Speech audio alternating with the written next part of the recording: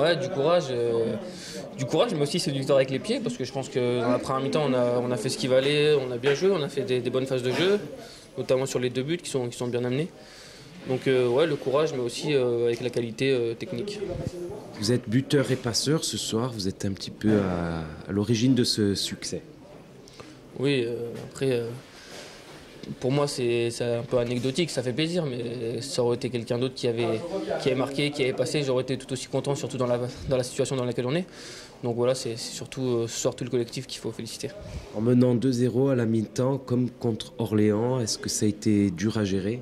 Ouais, c'est ce qu'on s'est dit, on avait toujours ce match en tête, donc de surtout pas réitérer cette performance, quoi, donc ce manque de professionnalisme, si je peux dire.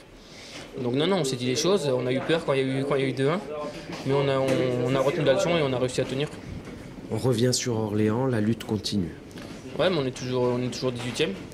Donc certes on revient, mais après il reste 2 finales, on a gagné la première, il y en avait 3. Maintenant il reste Nîmes et Arles. Justement, à Nîmes, on sera un petit peu affaibli avec 3 suspendus, notamment il faudra faire appel aux mêmes valeurs. Ouais, faudra faire avec, ceux qui vont les remplacer. Il faudra qu'ils fassent le taf. Après, c'est sûr que c'est 3 joueurs importants, mais ceux qui vont les remplacer, ils vont être présents et on va arracher cette victoire à Nîmes.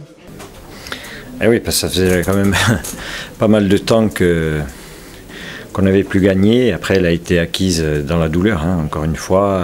Mais bon, on sait que dans la situation qui est la nôtre, c'est jamais simple de gagner un match. Qui plus est face à une équipe qui jouait encore, qui était en course pour la montée, même si on pouvait penser que le match de la semaine dernière face à Dijon avait compromis toutes leurs chances.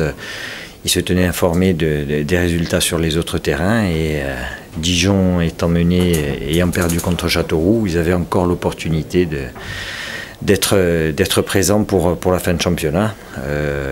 On a fait une seconde mi-temps au courage et on a tenu ce résultat acquis en première mi-temps. On a une équipe qui est jeune, j'ai du mal à... De toute manière, on a un effectif ultra réduit, et donc les joueurs sont appelés à jouer quasiment tous les matchs. On sent quand même de l'usure, mais la volonté dont l'équipe avait fait preuve à Nancy malgré la défaite, on l'a retrouvée ce soir. Est-ce que vous avez eu peur après le but brestois de voir se reproduire le scénario d'Orléans? On en a parlé à la mi-temps, alors on peut dire qu'on s'est servi un petit peu du match d'Orléans. On s'est appuyé dessus puisque le score à la mi-temps était le même que face à Orléans.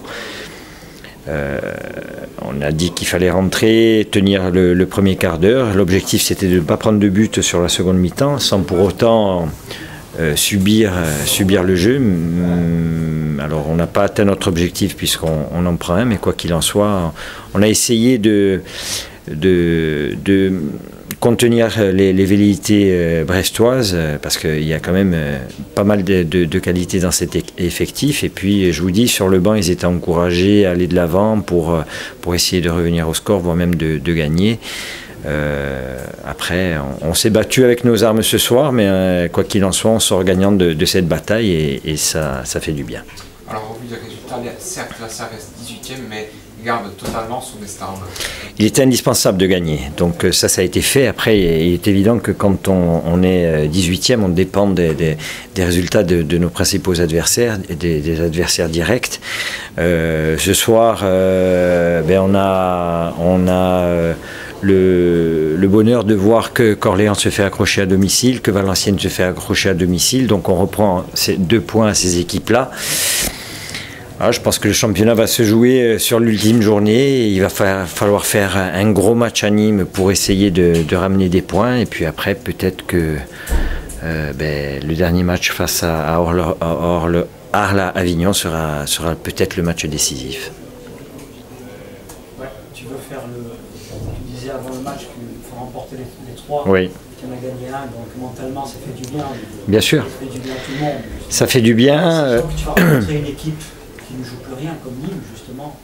Oui, qui ne joue plus rien, sauf que aujourd'hui, Nîmes qui ne joue plus rien a égalisé à la 84e face à Orléans.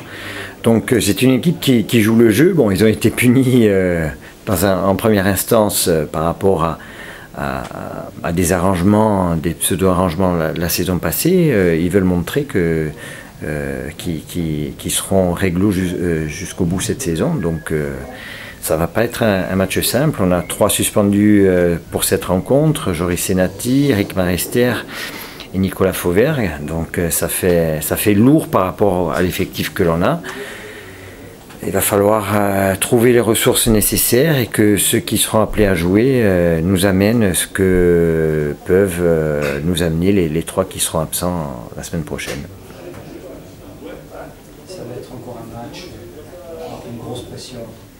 Ah oui, mais de tout. C'est cet aspect-là qui est important, qu'il faut gérer. Oui. Mais il y en avait aujourd'hui, on a su la gérer parce qu'on fait une superbe entame de match.